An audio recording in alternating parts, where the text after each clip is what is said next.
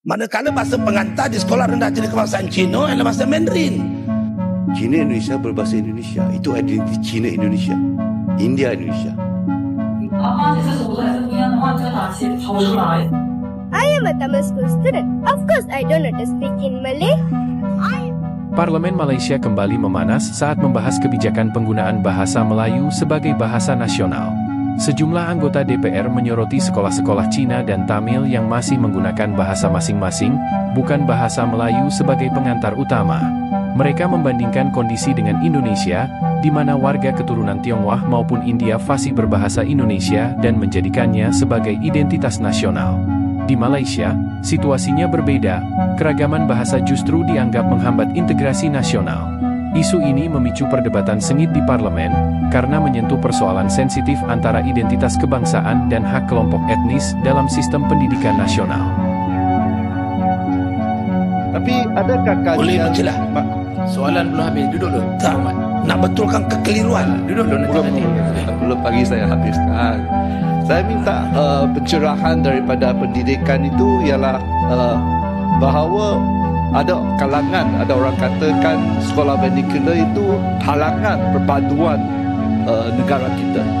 Bahawa yang dikatakan oleh YB Senator Dominic tadi mengatakan sekolah kebangsaan dan sekolah vernacular sama.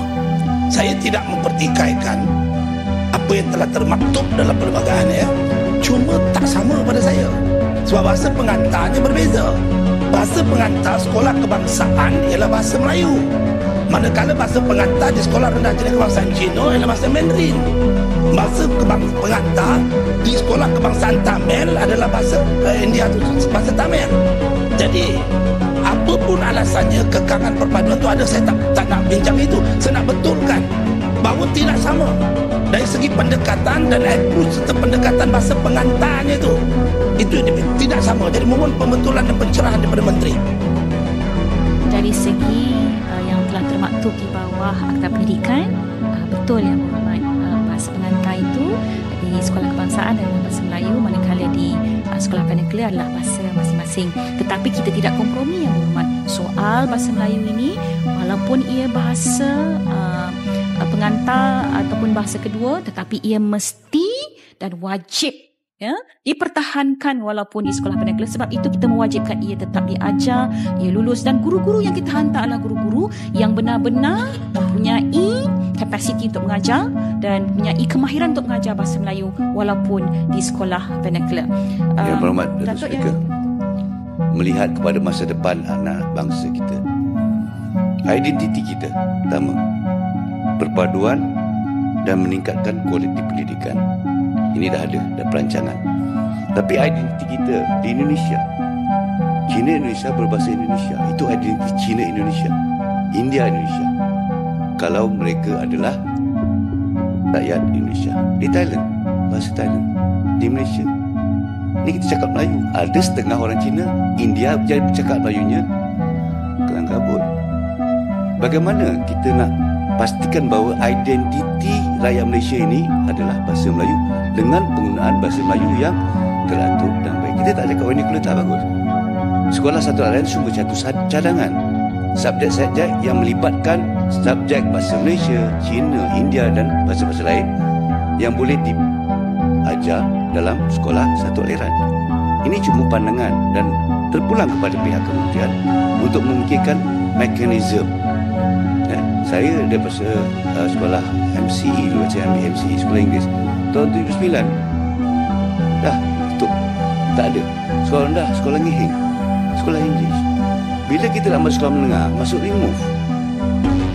Cina, Melayu, India bercampur. Masalah kita, kalau kita nak bahasa Inggeris dengan fasih, kita selalu cakap bahasa Inggeris. Bila kita nak cakap bahasa Melayu, kita selalu bercakap bahasa Malaysia dengan orang-orang Melayu. Kita mana? Yang berhormat, sila ringkaskan. Maksud saya tadi, bagaimana kita nak mengukur perpaduan ni? Perpaduan ni bukan mana sekelip mata. Ini kekuatan negara kita. Saya minta dikaji daripada awal, daripada sekolah rendah, supaya perpaduan dalam negara kita dapat kita kekalkan sebagaimana yang telah kita lakukan dahulu. Dan saya mengharap bahawa Kementerian pendidikan ini adalah tempat yang paling baik untuk kita memastikan identiti, perpaduan dan juga meningkatkan kualiti pendidikan ini adalah melalui pendidikan asas. Terima kasih. Betul, betul. Ya, itu soalan terakhir. Kita nak bagi habis Menteri menjawab. Saya minta penjelasan. Masa Dewan Amat Saya minta mencuburi. penjelasan daripada Sila duduk, Putrajaya. Yang Berhormat. Sila duduk, biar Menteri menjawab. Duduk. Ya, sila dengar. Duduk. Hari ini menjadi sejarah first time dalam hidup saya pergi melawat sekolah menengah jenis kebangsaan Cina di Kuala Lumpur. Oh, dahsyat dia punya sekolah dia. Tengok dia punya suasana macam mana. 那我自己稍微换一下，换了我觉得刚其实还是不一样。然后刚其实程度还是不一样的话，就拿起抽出来，然后就剪，然后是不别让不讲，不往上去的，所以真就会的一点，对，这一百啊，对啊，这种哪一题是需要讨论的？也是课程应该是。 I am a Tamil school student. Of course, I don't know to speak in Malay. I am a Tamil school student. Of course, I am so weak in BM. I am a Tamil school student. Of course, I just want to make friends with Indian machas. They are my gang. Why? I am a Tamil school student. Of course, I don't want to join with the other races. Mereka sekolahnya semua dari awal ke Chinese semua gitu. Jadi istilahnya kayak perkumpulan Chinese gitu, tapi tidak diwajibkan berbahasa Melayu. Jadi di sekolah pun mereka Mandarin. Ya kalau di kita kan sekolah tetap bahasa Indonesia, nggak bisa pilih Mandarin doang gitu. Kalau international school juga ya bahasa Inggris, ada mix bahasa Indonesianya gitu nggak sih? Nah yang di Malaysia ini bukan international school ya, itu lebih ke kayak sekolah negeri di Indonesia. Nah lalu tempat makannya itu bukan kayak spesifik Chinese restaurant satu cafe gitu doang, tapi lebih kayak food court. Jadi satu food court itu nggak ada yang murah gitu, kayak kebingungan gitu. Jadi di sana kita harus pakai bahasa Mandarin, ya kita bisa dikit-dikit lah ya, tapi kita lebih prefer bahasa Melayu, bahasa Inggris gitu. Bingung aja sih gitu. Wow, okay. Aku macam mixed reaction sikit. Tak tahu nak cakap apa, tak tahu nak fikir apa. By the way, yang bercakap tadi itu adalah orang berbangsa Cina, tapi kerakyatan dia adalah Indonesia. Sebenarnya memalukan lah. Memalukan sangat-sangat. Tambah pula dia adalah orang Cina dan dia adalah warga negara Indonesia, tapi tengok cara dia cakap bahasa Indonesia dia very fluent, tak dengar langsung bunyi dialect ke, bunyi macam pelat-pelat macam nak bunyi ke Mandarin ke Cantonese ke, tak ada langsung. Aku surprise juga bila dengar yang dekat Indonesia. Kita tahu Indonesia pun lebih kurang macam dekat Malaysia, which is dia berbilang kaum, berbilang bangsa, berbilang agama dan sebagainya lah. Tapi bila dia cerita persekolahan ataupun pendidikan dekat sana, semuanya wajib ada bahasa Indonesia. Dia tak ada istilah yang sekolah tu Chinese saja, dia punya silibus apa semua Chinese saja.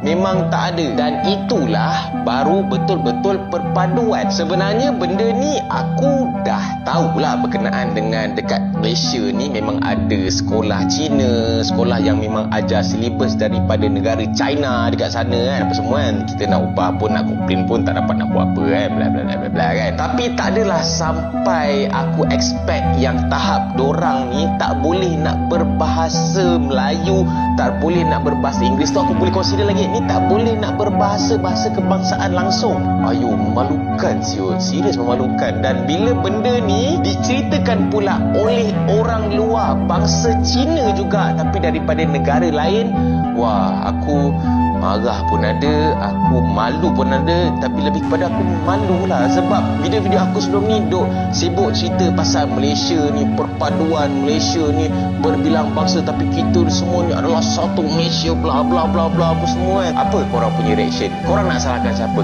Saya nak tanya orang-orang Indonesia di sini, bila korang terserempak atau berjumpa dengan orang Malaysia di Indonesia, korang faham tak bila bercakap dengan dia?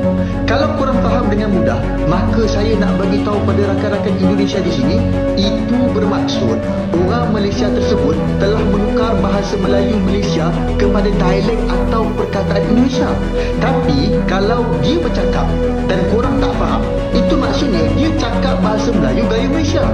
Tapi rata-rata orang Malaysia ni, termasuklah para pemimpinnya, bila pergi ke Indonesia, mereka bukan saja tukar perkataan, tetapi siap dengan dialeknya sekali. Pada saya, ini adalah satu kerugian kerana kita sepatutnya kekalkan sahaja gaya bahasa masing-masing. Kalau betul-betul tak faham, barulah jelaskan maksud perkataan yang disebut tu. Saya tak kisahlah orang nak kata saya ni terlalu sempit pemikirannya ke, tapi apa yang saya nak buat ialah nak kembalikan identiti Malaysia yang dah semakin pudar. Itulah kondisi penggunaan bahasa Melayu di Malaysia. Saat ini, mereka sedang berupaya memperkuat posisi dan pengaruh bahasa Melayu di dalam negeri.